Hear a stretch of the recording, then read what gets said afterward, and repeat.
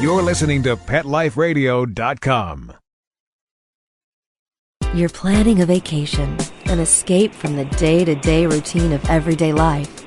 You're looking forward to getting pampered in some sunbathed tropical island getaway, surrounded by cool, balmy breezes with the soothing, relaxing sounds of calypso music playing distantly in the warm island air.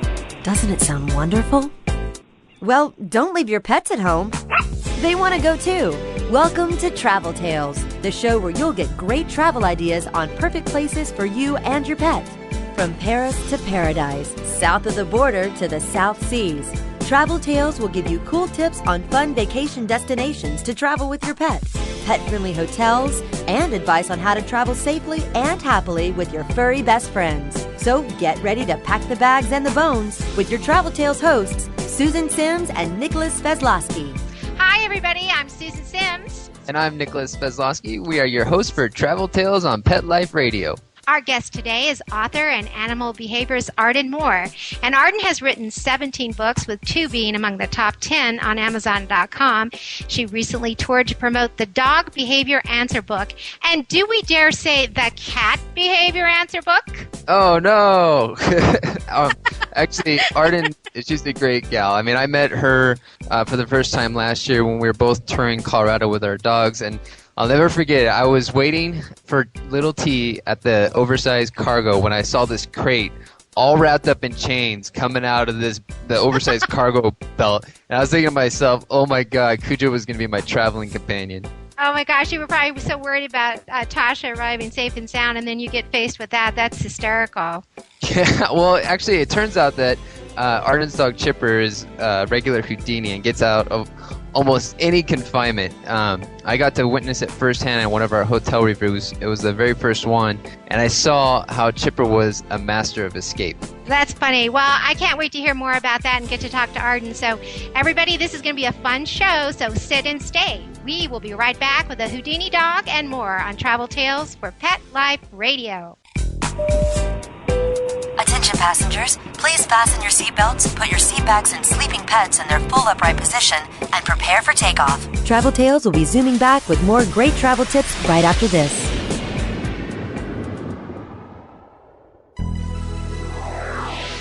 Will your dog have a bone to pick with you tomorrow? Is your cat planning a hissy fit? Follow the Dog Star to Pet Life Radio for Lucky Stars, our weekly pet horoscopes. Whether your retriever's a believer or your Pekingese disagrees, this is the place to find out what the stars hold for your favorite furry friend. So pull up a crystal ball every week with your host, international pet astrologer and earth, fire, water, and air Dale, Lucky. Only on PetLifeRadio.com.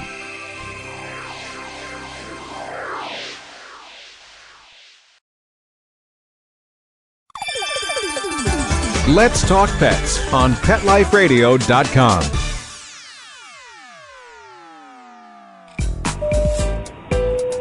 Attention passengers, we are now approaching our final destination. The weather is sunny and warm. Ocean temperature is a balmy 80 degrees for those of you wishing to doggy paddle. Please exit to the front and see our activities directors, Susan and Nicholas, on your way out. Have a pleasant stay.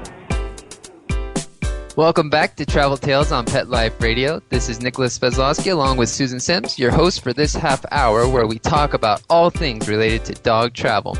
Before the break, we talked a little bit about, on a recent trip, how I met author and animal behaviorist Arden Moore and her Houdini dog Chipper. On the line now is Arden to give us a little bit of some travel tips and insight on how to get Fido ready for the road. Hi Arden, welcome to the show. Hey Nicholas, big paws out to you and Susan. And Chipper says hi. She hasn't left the building. She's not in chains or locks right now. She's looking pretty good. Oh, that's Perfect. good. Thanks for joining us. It's always fun to get to talk to you. My pleasure. So you're trying to travel by what route do you want tips on? By yeah, Well, I know you travel. You travel to promote your books, so you have dogs, don't have dogs, but most often you travel with your pack. And there's listeners out there that maybe haven't taken to the road with their canine companions yet, and they've been thinking about it. And what type of tips would you give to these people? What to get Fido ready for the road? For the first time, what would you suggest? Kind of take us a step by step, if you could. Yeah, it's very important to take little small paw steps, if you will, and not go out and say, hey, Chipper, we're going to go cross country tomorrow.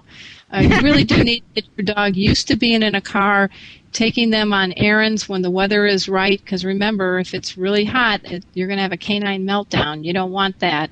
That said, it's got to be a positive experience, and most importantly, it has to be a safe experience. It is very fun, very tempting to have that dog ride in the passenger seat next to you like a little canine, your co-pilot, your little wing dog. They look so cute up there. I know. But you stop suddenly, and you have, depending on the size of your dog, a 60-pound projectile going through the windshield. We love our dogs. So, got to be serious for a moment. There are many things out there to keep your dog secure in the car. There are crates for dogs that you can loop the seat belt to tether that. There are wonderful dog harnesses. You can also, like in the back end of your car, if you have an SUV, you can put those little bar cages that go floor to ceiling, and your dog has a little mini doggy condo in the back and is very safe. The other thing I also urge dogs love to stick their head out the window. They sniff, they smell, they bark at the dog next to them at the stoplight. Everybody thinks that's really cute. They're saying hello, of course. Yeah. They're saying, hey, what's happening? Meet you at that hydrant down the highway there, baby. But the deal is this. They're going so fast that they can get something caught in their eye really quickly. There is actually a product called Doggles that are cool goggles for dogs. But that said, you've got to make sure that dog is tethered, so you don't have the dog doing a frontward flip out the door when you come to a stop. So yeah, that's a good point. They might see something that they want to jump out and grab real quick. Yeah, and the other important thing is you really need to have your dog know the word stay and wait. Because let's say you're getting ready to go somewhere and you open the door, the last thing you want is that dog flying out. So when I take Chipper and my little dog, Cleo, they ride in the back end, and we have this whole ritual.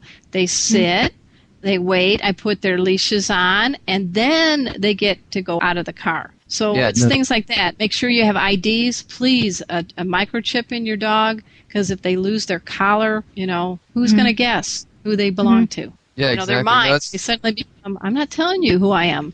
You can give me all the kibble in the world, and I am not going to disclose the name of my pet parent. Yeah, they're not even sure if they should come up next to you or not. Yeah. No, those are good, and I know too. Sometimes I've talked to people before where their dog would actually get nervous. In fact, when one of our dogs, Zoe, when we got her home as a puppy, she was only 6 weeks old, and I think she was far too young, but that's another story. Anyway, when I started taking her in the car, she would just cry the whole time, and so I thought, well, this is not going to work because I need to travel with her, and so I would just take her every day, even if it was just around the block. I would just encourage people to get in the car, take their dog around the block if that's all they could go, and then build up to it every day. Take them some fun place. Yeah. And the other thing is, you sometimes just have the car in the garage, and you make sure that your dog's hungry, and you toss a treat in the back seat, and you let the dog go into the open door car, jump up, get the treat.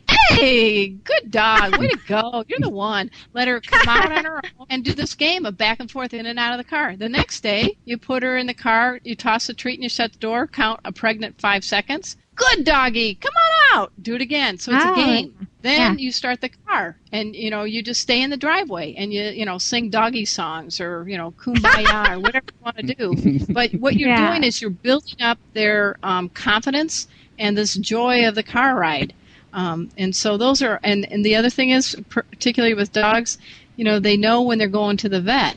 So I always encourage people, when you're kind of around your neighborhood where your vet is, pop in once in a while just to get your dog weighed. It doesn't cost you anything, and it builds up a little bit more of a willingness to go through that door if you've got 4 legs and a tail. That's really good advice. I know a lot of people, if they graduate from the car, the next thing that they want to try and tackle is getting out there and flying with their dogs as cargo, but a lot of them get pretty nervous. Yeah, it's very, you have to worry about the climate. There has been a lot of changes in the airline industry because we love our pets so much. I mean, think about it. There's a lot of aging baby boomers out there that are looking at their second children as pets, and they want to travel with them. And, obviously Fido Friendly, your magazine, is doing quite well because that shows the demand people have to travel with their pets by air or by car. That said, as you know, Nicholas, you and I have 2 big dogs that there is no way they're going to fit under the seat in front of us in the cabin. I mean, even though Chipper is a Houdini dog, I don't think she can pull that trick out of her paw.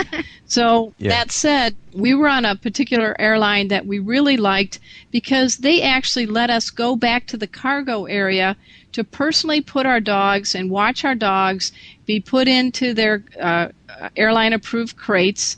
They came to us when we were boarded to inform us everything's safe. The 2 dogs got to be next to each other, and so they were calm. They climate controlled the bottom, the belly of the plane, if you will. And, the worst thing you can do for your dog, it seems like illogical, but never give your dog a tranquilizer. Veterinarians should tell you not to do that. There's danger in that. If your dog is a real anxious dog, giving a tranquilizer or a sedative is a good way to exacerbate that. You could actually cause more anxiety, and your dog could really physically harm themselves. There are actually some more safer, non-toxic remedies, if you will. One of them is called Rescue Remedy. It's a homeopathic deal that's got 13 flower essences, and you can put it in your dog's ear, just like in the tip of the ear through the capillaries, so it disseminates, and it sort of kind of like chills them out. The other thing you can do, actually dogs have what we all know is pheromones. There's a product called DAP that's sort of another thing that emits this smell that we can't smell, but dogs do, that kind of gives them that feeling like, oh, I've been here before, or, oh, that's my favorite blanket. It's a calming thing. So there's things that you can do. Work with your veterinarian, but you don't want your dog so drugged out that they have no clue where they are or what they're doing. And crate training is really important. I always tell people when you have a dog go in a crate, crate is great! And you never put the dog in a crate for any kind of punishment. That's your dog's den. That's your dog's bedroom. That's the dog's castle. It's got to be a place of security and something that gives them a lot of joy and all that. And sometimes they just want to go in the crate because you're driving them crazy. I think it's important that you just know your dog. I have 2 dogs, very different personalities. And Arden, you've met both of them. One little Zoe, you might as well call her Ziggy. I mean, she's got more energy and she's up for anything all the time. And then we have Maddie. She's our 100-pound lap dog, and she is so frightened of loud noises that I would not hesitate to fly Zoe in cargo, but I would not put Maddie through that. So I think it's important that as much as we maybe want to take these dogs, that we really need to know their personalities. You're right on. I'll pause on for that one. I mean, just like we were talking about, you guys were talking about Chipper and having the chain around her crate. Well, that's because the dog knows how to pick locks. It isn't because she's Cujo. It was an added protection, and I made sure everybody knew that. I also made sure she had a microchip, and she had a collar with my name and phone number on it, and that her name was plastered all over the place. My cell phone was listed. That's another thing. Why do you list your home phone number if you're traveling? Put your cell phone number. I know. These are just wonderful tips. These are great ideas that it's really more common sense. And I think we're going to take a short break, and we're going to come back for some more great travel tips from Arden Moore and find out about her Houdini dog. And so everybody sit and stay. We will be right back with more travel tales on Pet Life Radio. Attention passengers, please fasten your seatbelts, put your seat bags and sleeping pets in their full upright position, and prepare for takeoff. Travel Tales will be zooming back with more great travel tips right after this.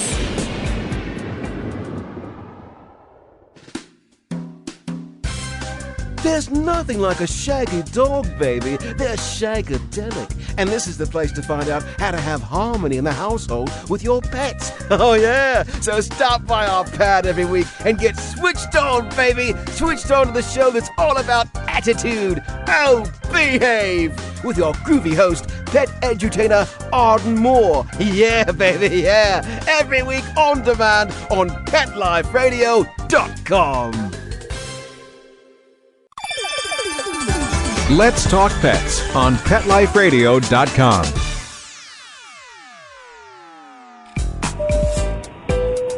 Attention passengers, we are now approaching our final destination. The weather is sunny and warm. Ocean temperature is a balmy 80 degrees for those of you wishing to doggy paddle. Please exit to the front and see our activities directors, Susan and Nicholas, on your way out. Have a pleasant stay. Welcome back to Travel Tales on Pet Life Radio. This is Nicholas Sveslosky along with Susan Sims, and our guest today is Arden Moore. Before the break, we were talking with Arden a little bit about our recent trip that her and I took with our dogs to Colorado. That's where we met for the first time, a little Colorado adventure, and I will never forget Arden seeing a dog, Chipper, come out in her crate all chained up. That was a sight. Yeah, but you had to look at her face. She was on, hee. Give me 10 more minutes. I'm freaking out of here. 10 more minutes. That's all I need. For all your listeners, Chipper is a golden retriever husky. And for anybody that knows about huskies, they have a license for their escape artist extraordinary. So I knew that about Chipper, and just like you know about Zoe and Maddie, Susan, you have to know your dog. And so this was just extra precaution. So I remember coming up to you with your very sweet lab, Tasha, saying, please, I don't have a Cujo. Because there was no color in your face, Nicholas. It was all gone. And I wanted to make sure that you knew that Tasha wasn't going to be Chipper's appetizer for the trip. Yeah. No, they got along really well right away. Great gal pals. They really had a great time. It was a great outing. And when we were up on the monorail at the ski lodge, Chipper was a little nervous, and the worst thing you can do, folks, when a dog is very nervous is get engaged in that baby talk. It's okay, because the dog's going to be like, oh no, this grown man is talking like a baby. I better be frightened. This is scary. This is worse than I thought. Yeah, you got to be kind of cool, hey, it's okay, this is great, man. Yeah, look at that big old squirrel over there. Did you catch it? And little words like you want a treat, or some dogs will do anything to eat a treat. Some are too scared or something. But offering the treat is just enough to have a distraction, or having the dog do a fun trick. Give me a paw. No, the other paw. No, both paws. Doing something that gets their mind off of the fact that they're going up in the air or something also is real beneficial. No, it's really good. You need, just to kind of highlight for everybody out there, one of the reasons why Chipper definitely needs that chain around the crate. You remember, Arden, that first night we came back to the lodging spot Breckenridge, and your room was on the second floor, and we saw it was open about 2 feet. And you just kind of looked at me and said, oh, please come up, just so we could see and make sure that, nobody had gotten in there. Yeah, you're right. And I'm like, oh, my gosh. And I walk in there, and the door is open, and everything I own is in there. The laptop is there. There's nothing. There's no paw prints on the bed because Chipper knows not to jump up on the bed. And she's just staring back at us with that goofy grin. Well, the next day we find out that Chipper, about 10 minutes after you and I left for our business dinner, had taken her paw and moved over this deadbolt, and then took the doorknob and pawed it and moved it toward herself, and hung out with all the skiers in the cul-de-sac of the hotel for 2 hours, romped in the snow, and then came back conveniently about 10 minutes before we were due. Like, what? I didn't do anything.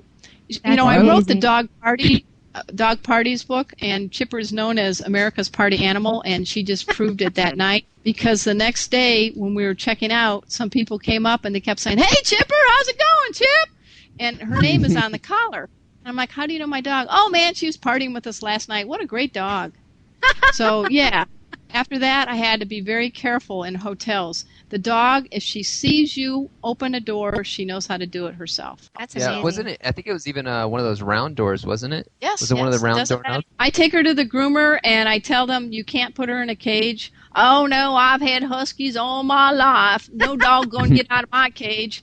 I come to pick her up. She's in the middle of the room with all the dogs. I said, because she broke out of everything. So she's just, don't fence me in. She's from that song. I don't know what the name of that. Yeah. Just don't fence me. I actually could sing that, but I don't want to put everybody through that. No, I'm not going to be there.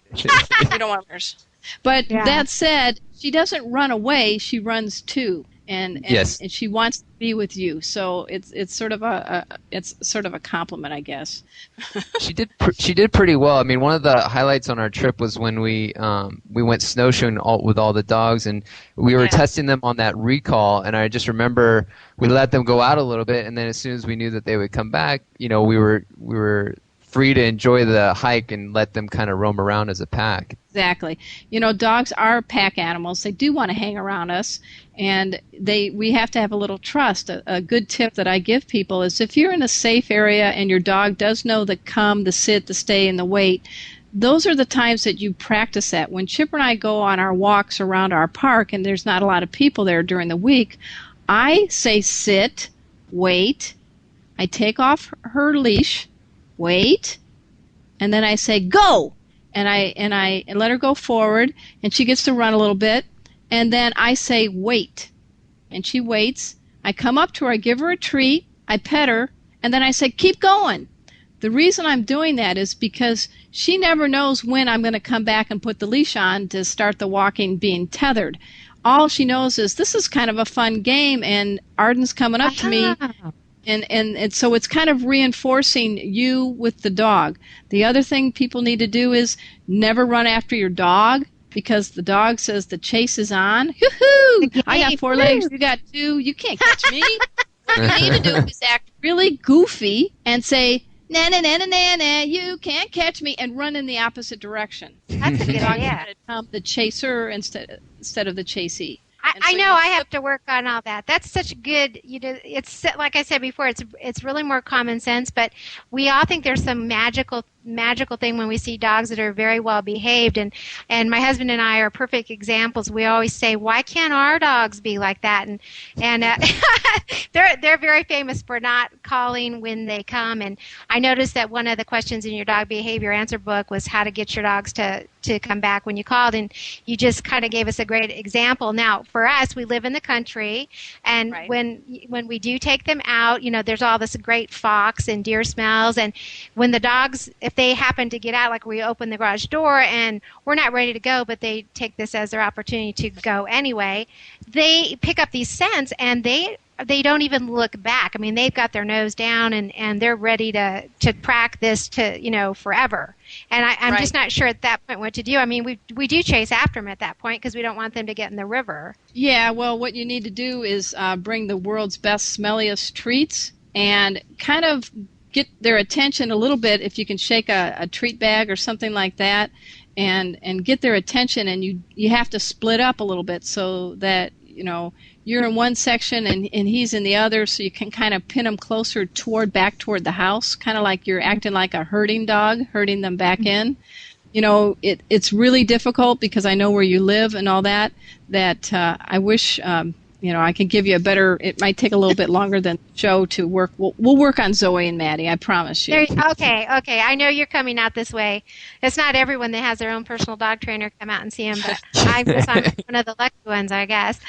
They have to think you are so much money compared to that rabbit they smelled 3 blocks away.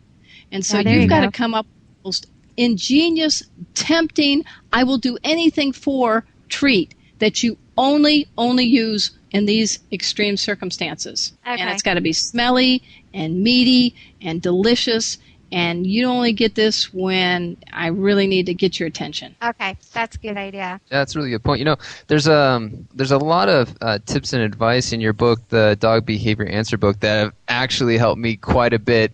And the thing I love about this book the most, Arden, is the size and how quick the information can be absorbed. It's just, they're quick little tips, and then you can take it, which I love to do on the road traveling, and then pull it out, read a quick tip, and go like, okay, let's see if Tasha will learn this one. Oh, great! Well, share this with your friends. Yeah, both the Dog Behavior Answer book and the Cat Behavior Answer book are being really embraced by a lot of groups like shelters and professional pet sitters. I just gave a teleconference to the National Association of Professional Pet Sitters, and they're going to carry my book. So I think we're giving good information to people to understand cat and dog behavior.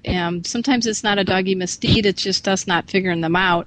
But the size of the book, Story Publishing, I got to give them kudos. They made this book really cool. It's like a field guide size, and they have the picture of the dog, close-up of a dog's fur, and my name is dangling off the dog's collar like an ID tag. So I thought that was pretty cool.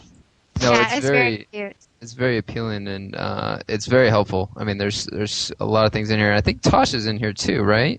Oh, she is. I think she is, the launching lab? She's the one with the endless energy. Oh, endless energy. That's right. Folks, we were in Colorado, and Nicholas was so excited because we were at a frozen dog park, and he has a dog that is a tennis ball addict. And what was great was he's like, oh, great, there's snow on the ground, there's no tennis balls. He said that, few minutes later, all of a sudden you see this big black snout going boom into the snow, and out pops Tasha with a frozen tennis ball with glee in her eyes, storming at him like a thundercloud. She will find a tennis ball on her roof. Oh my gosh. gosh. She is something, boy. She's something. But beyond your those helpful books, you also have a cookbook. Yes, I have Real Food for Dogs, which actually has 50 recipes, all approved by a top veterinary nutritionist, and 2/3 of these 50 recipes are quite tasty for people, too, because I wanted a cookbook that was both a time and a money saver in the kitchen. So Marvelous Mutt Meatballs have been enjoyed by 2-, 3-, and 4-leggers. That's awesome. I know that Tosh and I enjoy the canine casserole. Oh, that's a good one. Yeah, I like that one too. It's funny when I pull out my book, my dogs seem to know, and they come to the kitchen like, I know we're not supposed to beg, but gosh, this is a really good book. It's still selling quite well. It is the #1 dog cookbook, and it's consistently in the top 10 of all dog books on Amazon right now. That's amazing. Great. I know you wrote that like 6 years ago, so it now seems like it's an overnight sensation. Once again, 6 years later. When you team up with very good people like a top veterinary nutritionist like Dr. Rebecca Remillard, I really I like to have fun and giving good advice, but I take very seriously what our dogs eat, because if you can put good food in their food bowls, you're going to have less vet bills, and you're going to have a dog, hopefully, that'll live a longer and healthier life with you. That's perfect. I think that's what we all aim for. We all know pets are a part of the family. And Arden, it was so much fun to have you with us today. I'm sure you'll come back. My pleasure. I know you're going to go on a houseboat adventure, so we're going to talk to you about that when you get back. All right, that's a deal.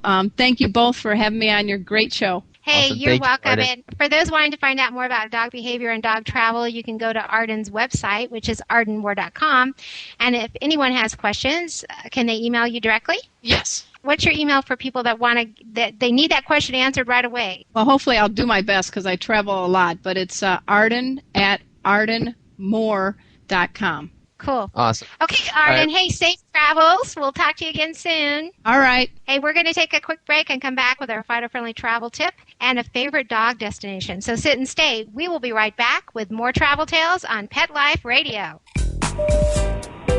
Attention passengers, please fasten your seatbelts, put your seat backs and sleeping pets in their full upright position, and prepare for takeoff. Travel Tales will be zooming back with more great travel tips right after this. Having a rough day? Longing for the dog days of summer? Think your fun furry friend lives a dog's life? Well, find out everything you're begging to know as Pet Life Radio presents It's a Doggy Dog World with pet expert and award-winning author Liz Palaika. Every dog has his day, and you'll find out how to make your dog's day fun and rewarding. Every week, on demand, only on PetLifeRadio.com.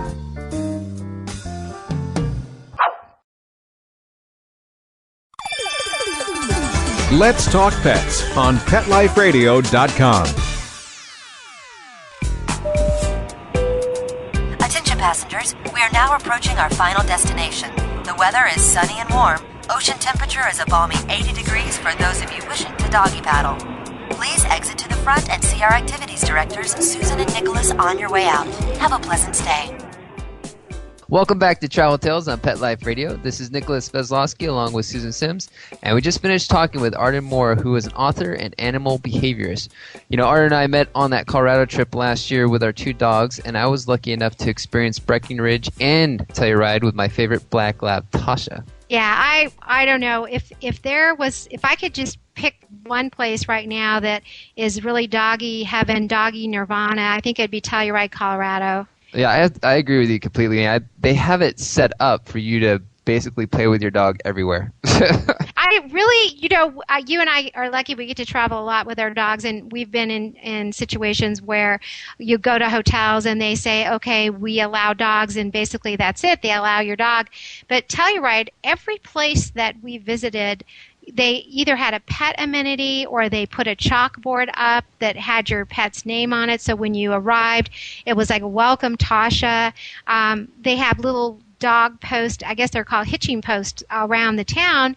And when people are out with their dogs, they'll just tie them up and, go into the post office, or, practically all down the street, you'll see dogs outside of restaurants or someplace that they're not allowed inside, and they're all at these hitching posts. Mm-hmm. I know. It's very cute to see all these dogs lined up. It makes you, I don't know, it makes you feel like what you're doing is not looked upon as an inconvenience to other people. It's almost like everybody else is joining in the fun and being able to play with their dogs, in the snow. Yeah, and that's one of the things we had a good time with. We went there the first 2 weeks in December, and it was so much fun. We put the dogs in these canine top coats because they weren't used to being in the snow, and these are kind of like body gloves, like surfers wear. You know what I'm talking about? Yeah, it's kind of like, it looks like a little wetsuit. Yeah, it's like wetsuits. And so here are these 2 big labs, and they were wearing their red wetsuits, and we were the only dogs in town that had wetsuits. I guess they could tell that we were out of towners. It was pretty funny, but how did they move in those? They really well. I mean, they fit just like a glove. They're really nice, and it was fun because it not only, I don't know how warm it kept them, but when they got into the snow and gunk, when we'd put them back on the car, they kind of kept all that snow and stuff off of their fur. So it kind of was, it was kind of nice. It worked out well, and when we were able to let them off leash and run around in the snow, it was hysterical. So you never would worry about losing them because they were all both in red. Yeah, they probably stuck out like Christmas tree lights. Yeah, they did. We only had those on them for 2 days, and after that we were there for a week, so we decided we'd take them off because it was looking kind of silly. But for the first couple of days, it was really beneficial. Yeah, well, I know one of the hotels that we stayed at, Tasha and I stayed at, was the Peaks Resort, which is Telluride's kind of separated into 2 little aspects. There's the main Telluride downtown village, and then there's a smaller village that has the Peaks Resort. It has a few condos, and you can take the gondola back and forth between these 2 areas. And I think, Susan, you wrote in this as well, but they have designated gondola cars that have the doggy sticker on it so that you know that you're allowed to go in that one with your dog. And both, you and your dog can just hop into that gondola and take a ride up to town, or back into your hotel. It's such a great transit system that they have. It's free, and you wait for the designated gondola that has the dog or cat sticker on there, and then you jump in, and it's like a 12-minute ride. I mean, it goes for a while, and it's just breathtakingly beautiful. And of course, my 2 dogs, I had one that was staring out the window having a great time, and the other one was hiding under the seat.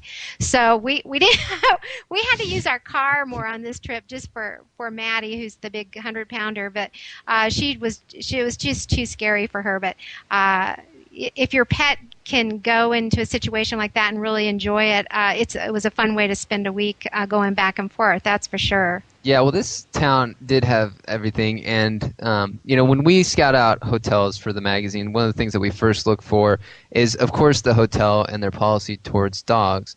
Then after that, we go outside the area and make sure that the town has everything that's easily accessible, so that you can feel like you can go anywhere with your dog and you're not handicapped in bringing your dog anywhere. I remember at the Peaks Resort, one of the things that I love to do, especially if it's snowing outside, is go out on the mountain and go snowboarding.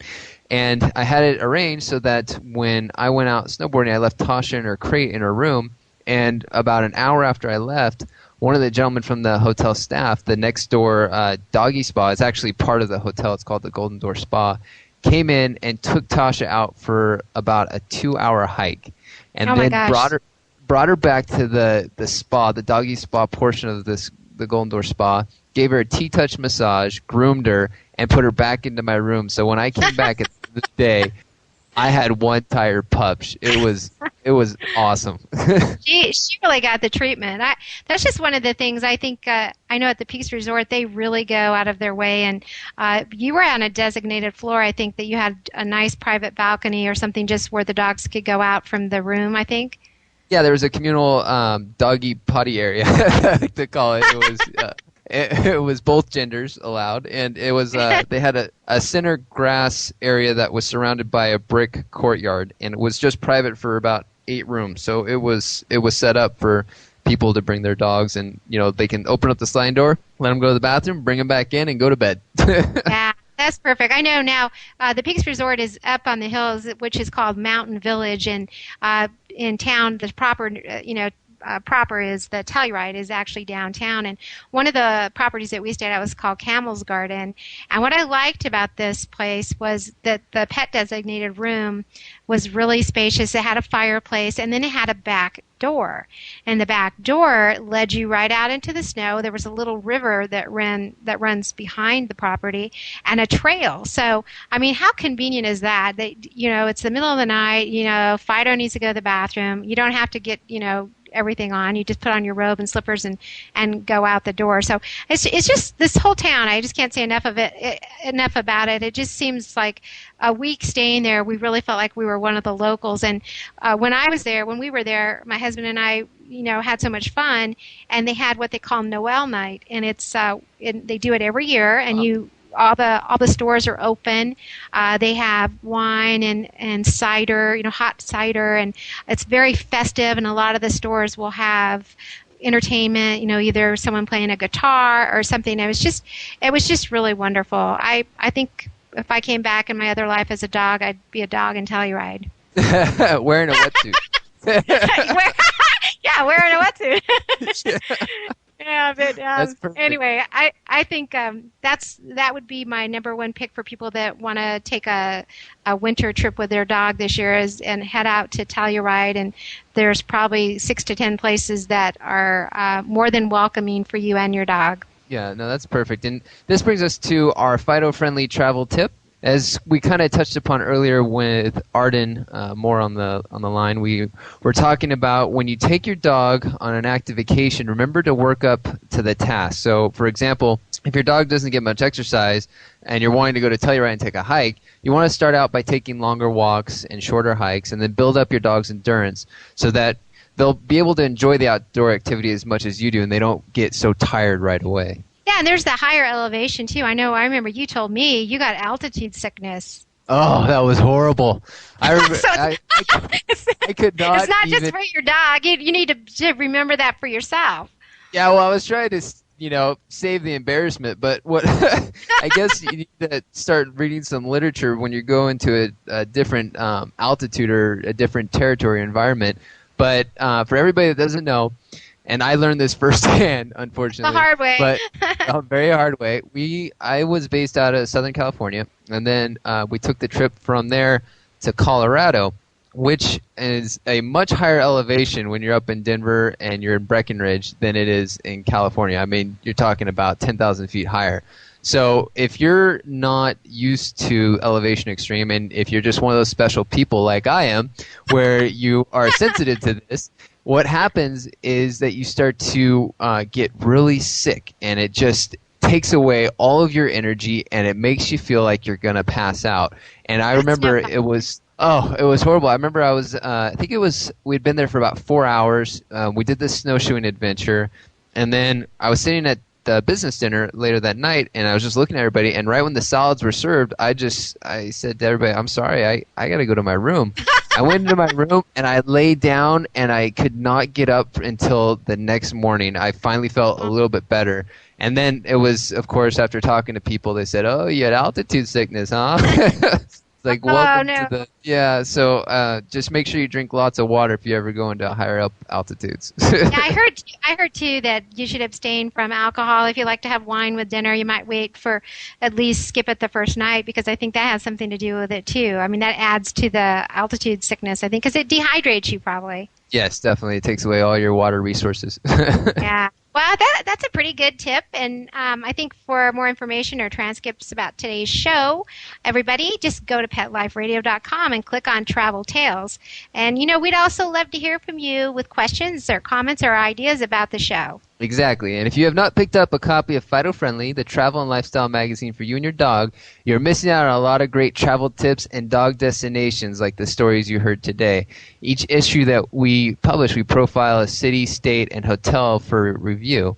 You can pick up a copy of Fido Friendly magazine at Borders, Barnes & Nobles, PetSmart, pet boutiques, and a lot of Fido-friendly hotels nationwide. Or you can simply go online and subscribe at FidoFriendly.com.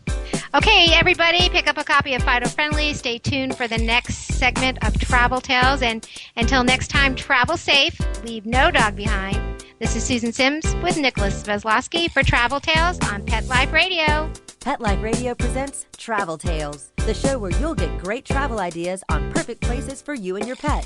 From Paris to paradise, south of the border to the South Seas, Travel Tales will give you cool tips on fun vacation destinations to travel with your pet, pet-friendly hotels, and advice on how to travel safely and happily with your furry best friends.